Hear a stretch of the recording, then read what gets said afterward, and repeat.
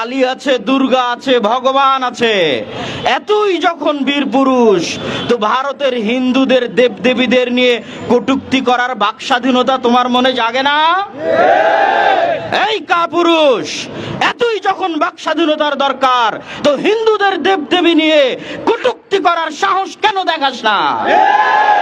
আজ মুসলমানেরা অসহায়, ইসলাম অসহায়, তাই তোমার বাক স্বাধীনতা শুধু আমার নবীর বিরুদ্ধে প্রয়োগ করা লাগে, আমার আল্লাহর বিরুদ্ধে প্রয়োগ করা লাগে। ঠিক তোমার এই বাক স্বাধীনতায় আমি অন্যরা যেভাবে আল্লাহর নবীর শানে কটূক্তিকারী ব্যক্তির যে হুকুম, সেই হুকুম তো অবশ্যই হুকুমের জায়গায় সঠিক, কিন্তু তার আগে আমি রাখাল সাহা এবং তাদের অনুসারীদের মনের চাওয়া পূরণ করতে চাই। ফরহাদ মাজহার এবং তাদের অনুসারীদের মনের চাওয়া পূরণ করতে চাই। কি সেটা?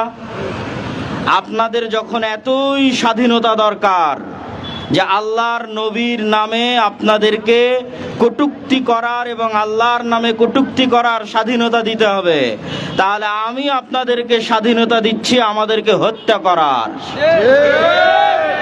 বাংলাদেশের 16 কোটি মুসলমান আল্লাহর নবীর সম্মানের জন্য নিহত হতে প্রস্তুত না প্রস্তুত নয়?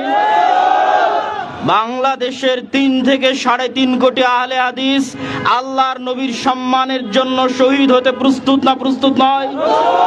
তো আমি রাখাল সাহাদের বলতে চাই, আল্লাহর নবীর নামে কটূক্তি করার পূর্বে তোমাদের ট্যাঙ্ক, তোমাদের বোমা, তোমাদের গুলি দিয়ে আমাদের হত্যা করো। আমাদের হত্যা করার স্বাধীনতা তোমাদের দিয়ে দিলাম, যাও। বাংলাদেশের 16 কোটি মানুষকে হত্যা করার পর আল্লাহর নবীর নামে কটূক্তি করার সাহস দেখাতে হবে। আর বাংলাদেশে একজন মুসলমান বেঁচে থাকবে, একজন আহলে হাদিস সালাফি বেঁচে থাকবে, আর তোমরা কটূক্তি করবে, এটি হতে দেওয়া যাবে না। রাখাল সাহাকে আরো একটা স্বাধীনতা দেই। রাখাল সাহা এবং ফরহাদ মাজহার, যাদের এতই বাক স্বাধীনতার দরকার, তোমরা যদি বীর পুরুষ হও, কাপুরুষ যদি না হয়ে থাকো, মায়ের সন্তান যদি হয়ে থাকো, তো ভারতে বসবাসরত কয়েকশো কোটি হিন্দুদের যারা সম্মানিত দেব দেবী আছে, কালী আছে, দুর্গা আছে, ভগবান আছে, এতই যখন বীর পুরুষ, তো ভারতের হিন্দুদের দেবদেবীদের নিয়ে কটূক্তি করার বাক স্বাধীনতা তোমার মনে জাগে না? এই কাপুরুষ, এতই যখন বাক স্বাধীনতার দরকার, তো হিন্দুদের দেবদেবী নিয়ে কটূক্তি করার সাহস কেন দেখাস না? আজ মুসলমানেরা অসহায়, ইসলাম অসহায়, তাই তোমার বাক স্বাধীনতা শুধু আমার নবীর বিরুদ্ধে প্রয়োগ করা লাগে, আমার আল্লাহর বিরুদ্ধে প্রয়োগ করা লাগে। ঠিক তোমার এই বাক স্বাধীনতায় তুমি যদি সত্যিকার বাক স্বাধীনতার দাবিদার হও, তো চলো, বাদ দিলাম ভারতের হিন্দুদের দেবদেবীর কথা, বাদ দিলাম। তোমার কলমের স্বাধীনতা আমি আব্দুল্লাহ বিন আব্দুর রাজ্জাক দিচ্ছি, ফরহাদ মাজহারের কলমের স্বাধীনতা আর রাখাল সাহার কলমের স্বাধীনতা। সাহস থাকলে নরেন্দ্র মোদীর বিরুদ্ধে এরকম কটূক্তি করো দেখি। সাহস থাকলে ডক্টর ইউনূসের বিরুদ্ধে এরকম কটূক্তি করো দেখি। সাহস থাকলে শেখ মুজিবুর রহমান, জিয়াউর রহমানের বিরুদ্ধে এরকম কটূক্তি করো দেখি। কিন্তু তাদের বিরুদ্ধে কটূক্তি করার সময় তোমার স্বাধীনতা থাকে না।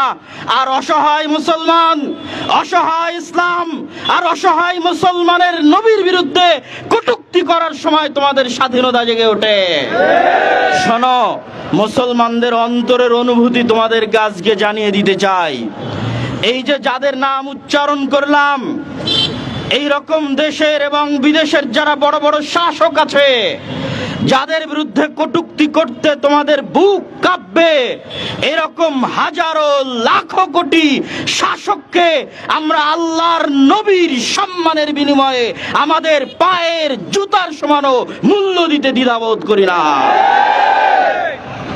এটি তোমাদেরকে স্পষ্ট করে জানিয়ে দিতে চাই, যেই সরকার আমার নবী মুহাম্মদ সাল্লাল্লাহু আলাইহি ওয়াসাল্লামের সম্মান রক্ষা করতে পারবে না, ওই সরকার আমরা মানি না।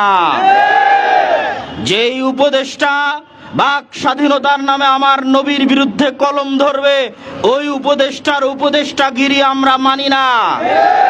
তোমাদেরকে স্মরণ করিয়ে দিতে চাই, কাদের রক্তের উপর ক্ষমতায় বসেছ, কাদের রক্তের উপর এই দেশ স্বাধীন হয়েছে, ইতিহাস ভুলে গেছ? 1757 সাল নবাব সিরাজউদ্দৌলার সেই পলাশির আম্রকাননের ইতিহাস থেকে শুরু করে 1831 সালের বালাকোটের ইতিহাস থেকে শুরু করে 1857 সালের সিপাহী বিদ্রোহ থেকে শুরু করে 1947 সালের দুই দ্বিজাতি তত্ত্ব থিওরির উপর ভিত্তি করে মুসলমানদের আলাদা স্বাধীন রাষ্ট্র আন্দোলন থেকে শুরু করে 52 ভাষা আন্দোলন থেকে শুরু করে 71 স্বাধীনতা আন্দোলন থেকে শুরু করে 24 জুলাই আন্দোলন পর্যন্ত যত রক্ত ঝরেছে তার 90% বেশি রক্ত এদেশের মুসলমানেরা দিয়েছে।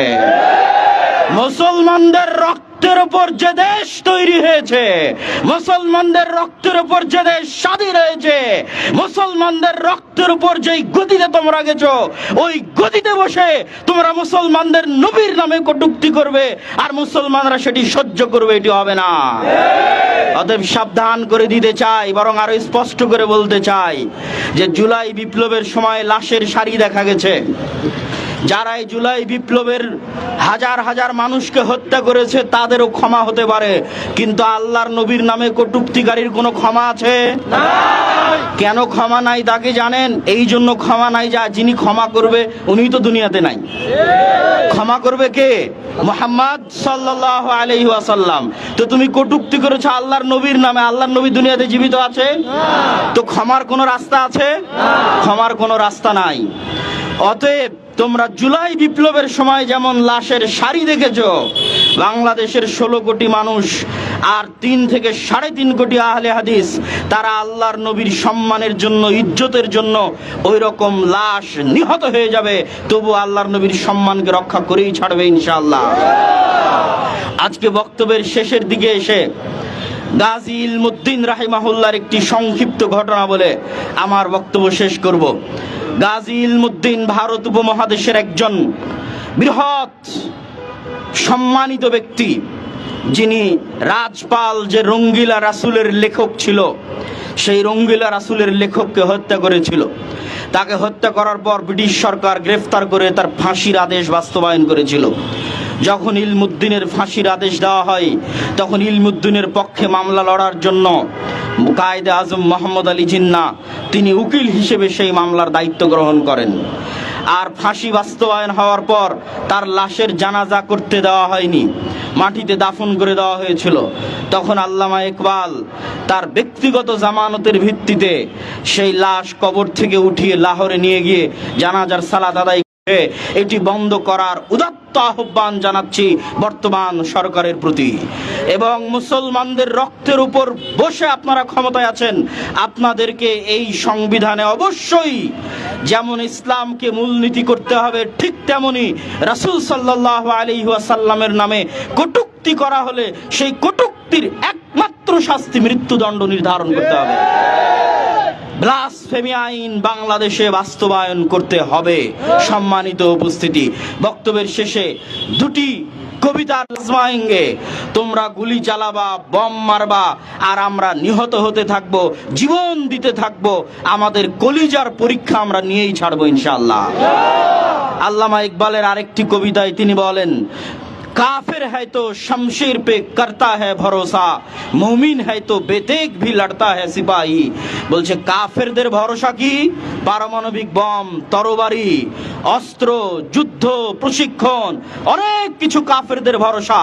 আমরা নিরস্ত্র মুমিন, আমাদের একমাত্র ভরসা আমাদের নিজেদের ঈমানের উপর। আমরা আমাদের ঈমানের জন্য জীবন দিতে প্রস্তুত আছি না নাই? প্রস্তুত আছি। কি মোহাম্মদ সে ওয়াফা তুনে তো হাম তেরে হ্যাঁ, এ দুনিয়া क्या चीज है লৌহ কলম তেরে হ্যাঁ। যারা মোহাম্মদ সাল্লাল্লাহু আলাইহি সাল্লামের পক্ষে থাকবে আমরা তাদের পক্ষে, আর যারা মোহাম্মদ সাল্লাল্লাহু আলাইহি সাল্লামের পক্ষে থাকবে না আমরা তাদের পক্ষে নাই, সে যতই শক্তিশালী হোক না কেন। ওয়া আখির দাওয়ানা আলহামদুলিল্লাহি রাব্বিল আলামিন। আসসালামু আলাইকুম ওয়া রাহমাতুল্লাহি ওয়া বারাকাতুহু।